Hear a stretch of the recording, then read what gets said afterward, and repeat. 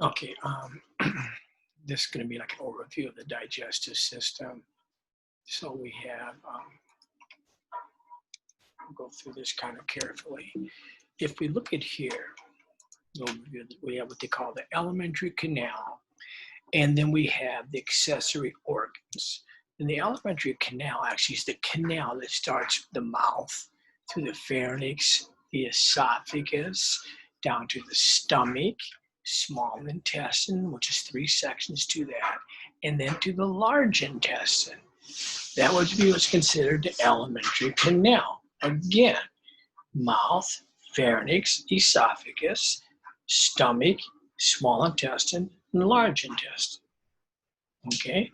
Now, there's accessory organs that help break this food down as it moves through this system. And these accessory organs would be things like the salivary glands, right? Let's get this here a little bit larger. The salivary glands, which help with chemical digestion. We have the liver, gallbladder, pancreas. The liver actually will make bile. Bile will be stored in the gallbladder, and bile is helped to break, emulsify fat, so it becomes smaller globules and easier to digest. And then we have the pancreas, which releases digestive enzymes. So the accessory organs, not counting the teeth and tongue, but they're not really, I guess they're called organs, but the salivary glands, liver, gallbladder, and pancreas help the digestive tract function. Okay? Now, we move on to this here.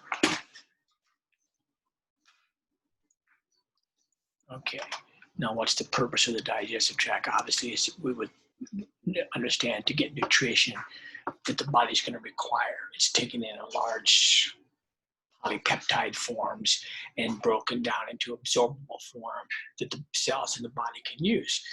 But also the digestive system helps critically play homeostatic relationship with fluids by getting rid of water and electrolytes or taking them in. It brings ingesting minerals and vitamins that the body needs and getting rid of waste material. Okay. Now peristalsis.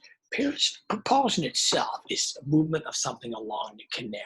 Okay, whether it be food or liquids. The peristalsis involves a contraction of the smooth muscles.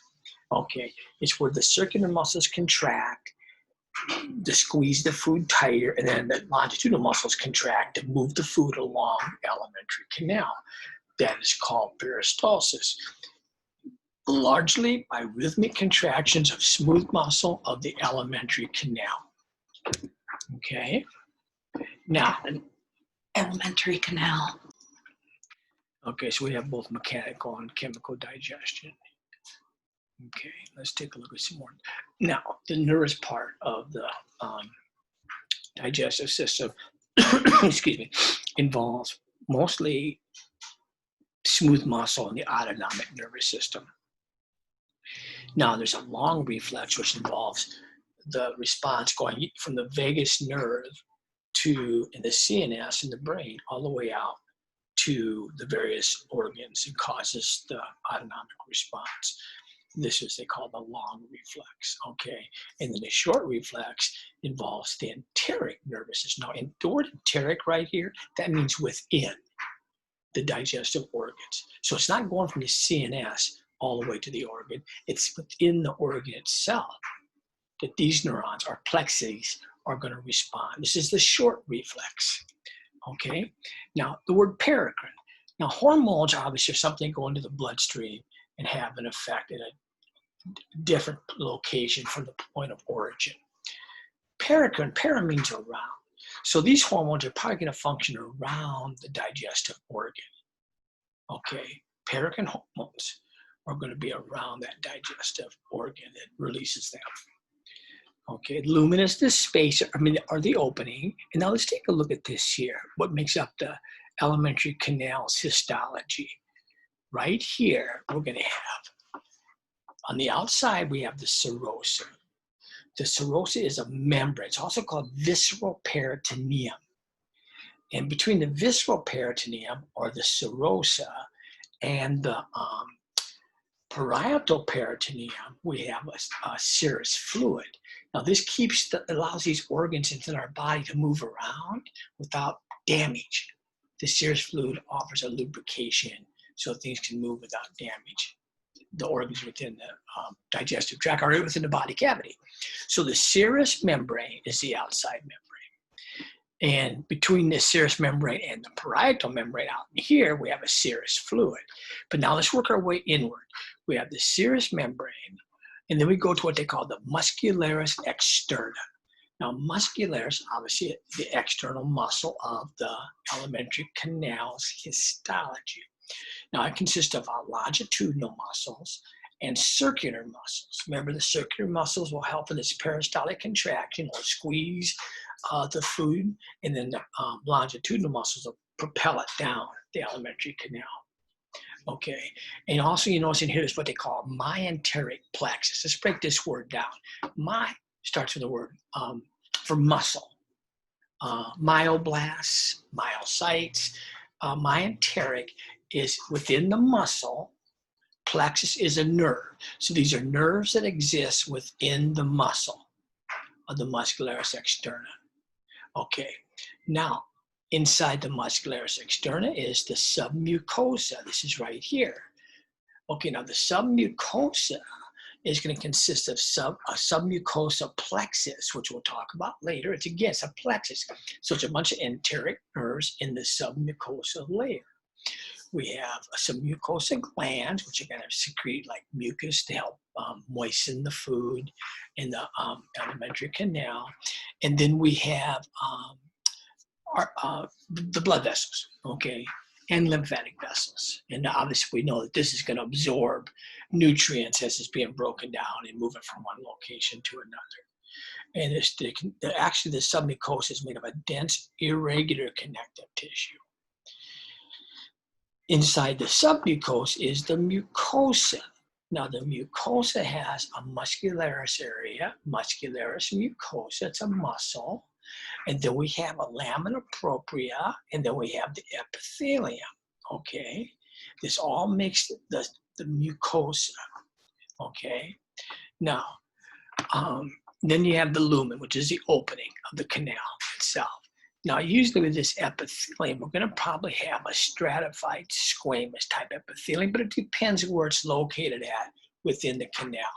It could be a columnar epithelium that secrete digestive enzymes or mucus. I guess it depends where the epithelium is located to what type of epithelium you're going to have. So again, serosa, muscularis externa. Let's back up. Serosa helps protect the alimentary canal. The muscularis externa has longitudinal and circular muscles generally to help propulsion and peristalsis of the food down the canal. You have a myenteric plexus, which is a plexus, so it's nerves within that muscularis externa, the enteric nerves, which respond automatically to stretch, and they activate those the longitudinal and circular muscles. Okay, and then we go to the submucosa where we have the submucosa glands. Okay, we also have a submucosa plexus, so that's another enteric plexus of the autonomic nervous system, will involve in actually responding to maybe mucus production, blood vessels, lymph vessels. And then we move to the mucosa, which is inside the submucosa. Now the mucosa is going to be responsible for the inner layer inside the submucosa. It's going to have a muscular layer, muscularis mucosa. You have the lamina propria, and you have the epithelium. And then inside the mucosa is the lumen of the canal. Okay, so that's the histology of the alimentary canal, generally speaking. Now, peritoneal membranes, these are large serous membranes. They're membranes that contain serous fluid for protection. Okay, they have a parietal peritoneum and a visceral peritoneum. Parietal peritoneum is the serous membrane that attaches to the body cavity, like the walls, the lining of the body. And the visceral peritoneum attaches to the viscera, which means organ. So if you have like the liver, well, let's take something. Let's take the liver. You have the liver. Now, the membrane attaches to the liver is the visceral peritoneum. And then you have a peritoneal cavity, which has fluid. And then you have the parietal peritoneum, which attaches to the body cavity. So it keeps the liver in place. So it's not moving around, and it's protected with the serous fluid, along with all the organs in the digestive tract. So that's the purpose of the peritoneal membranes. Now, going back to the serosa is also known as a visceral peritoneum. Well, what's the viscera? Whatever part of the digestive tract you're talking about, okay? Now, intraperitoneal means within that peritoneal cavity. Retroperitoneal, retro means behind the cavity. So organs are located intraperitoneal or retroperitoneal. If you look at this image right here, we'll see all the ones that are intraperitoneal.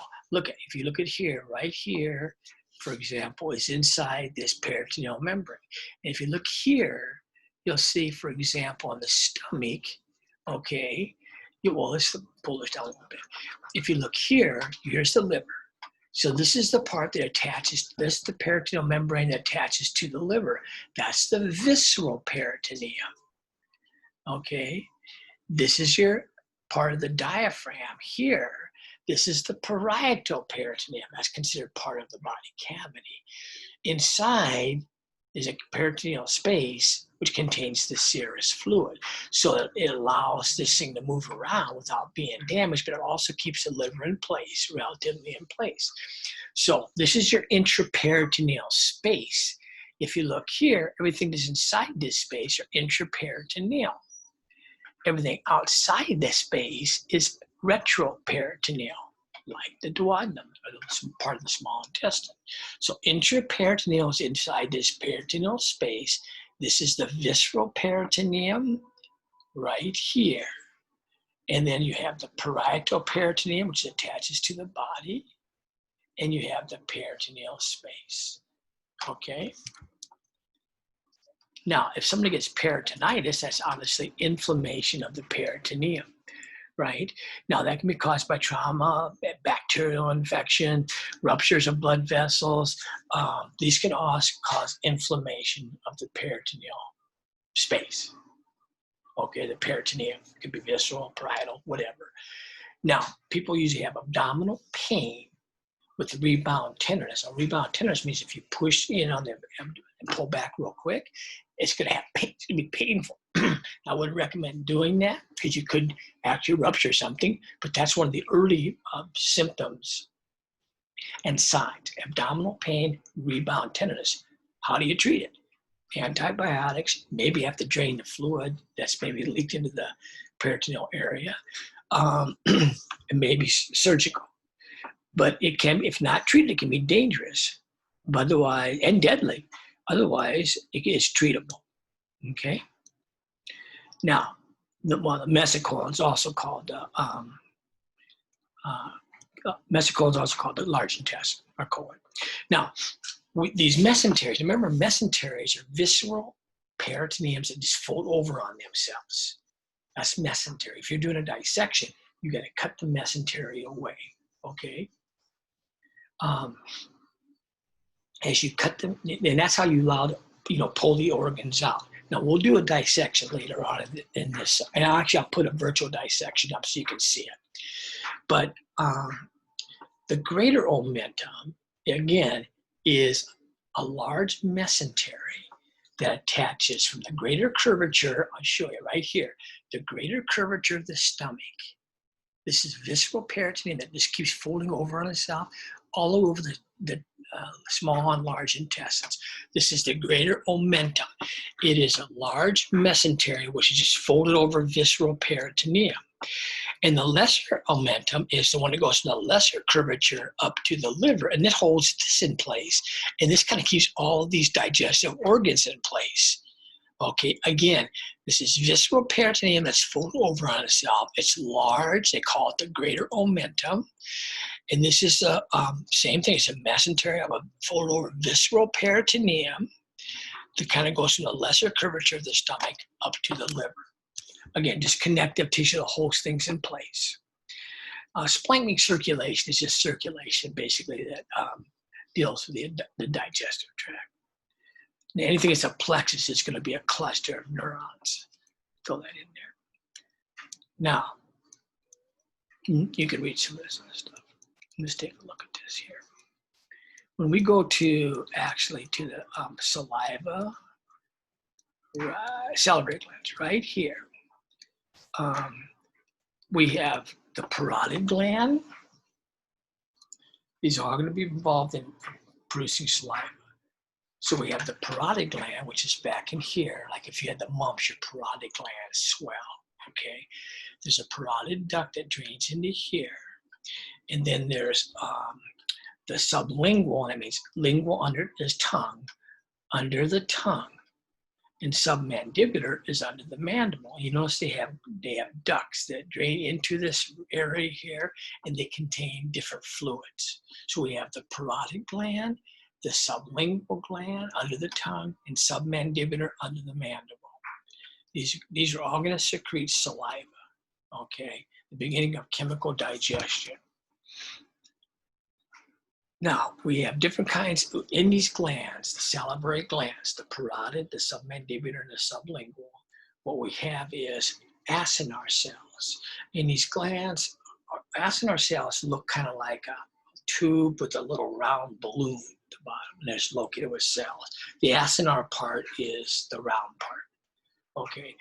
And then these salivary glands are made up of acinar cells, cells that kind of look like a balloon, okay? Now, there are serous cells and there's mucus cells within these glands. The serous cells are going to secrete a watery, fluid-based substance with digestive enzymes, okay?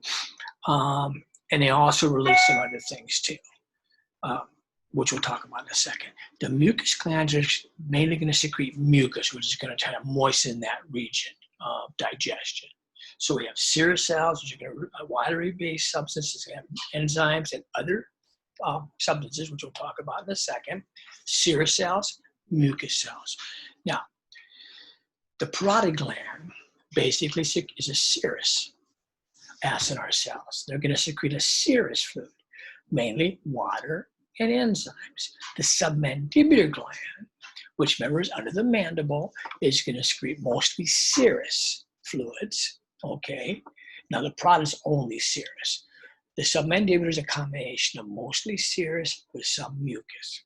And then the sublingual is mostly mucus, the small amount of enzymes. So we have the parotid gland, only serous, which is going to be digestive enzymes, watery-based fluids, electrolytes. We'll see it here in a second. Submandibular is a combination, mostly serous, but submucus, and sublingual is mostly mucus. Now, saliva, what does it contain? Well, salivary amylase. Amylase is an enzyme. Amylase is an enzyme that breaks down carbohydrates. So carbohydrate digestion starts in the mouth. Okay, and then lysozyme. Lyse means to cut. Zyme is an enzyme. Okay, that's an enzyme that's going to actually perforate bacteria and destroy bacteria. So we have salivary amylase to break down carbohydrates. We have lysozyme, which is going to be involved in attacking and destroying bacteria. Secretory IgA is an immunoglobulin A, which again is a gamma globulin that actually attacks bacteria and other pathogens. So it's part of the immune response in the mouth. The bicarbonate ion is going to pick up the hydrogen ions to neutralize the environment so it doesn't become too acidic. So we have salivary amylase, we have lysozymes, we have IgA, and we have bicarbonate ion. These are things that are found in saliva. Now, as far as autonomic innervation to stimulate actually release of the saliva, we have glossopharyngeal. Glossal means tongue, also another word for tongue. Pharyngeal is the pharynx, so it's located back there. The glossopharyngeal nerve is going to innervate the parotid gland to release serous fluids, okay? So if you have things like smell or taste, you start to salivate, that's due to the glossopharyngeal nerve being responded to the parotid gland. The facial nerve, which runs over the face here, will actually go to the submandibular and sublingual glands. That's also an autonomic response. These nerves all release acetylcholine as their neurotransmitter. Pretty typical of the autonomic nervous system. Now, as far as the muscularis, remember the layers. We had the serosa, the muscularis externa. If you look at the esophagus, the superior third is composed of skeletal muscle. Well, why? Because swallowing is a voluntary response. You control swallowing of food. So that's going to be skeletal muscle. But as it works its way down the esophagus, you're going to get a mixture of skeletal and smooth, where you have a voluntary control, but there's still some contraction starting peristaltic movement of the food. In the lower inferior smooth muscle, and that's going to be an autonomic response by the myenteric plexus and the submucosa plexus. So the top part of the esophagus is going to be skeletal, voluntary movement of swallowing of food. The middle third of the esophagus is going to be a combination of skeletal and smooth. And then the bottom third toward the stomach is going to be smooth muscle, okay? Now, the movement of that food from the esophagus into the stomach is going to be controlled by the gastroesophageal sphincter, okay?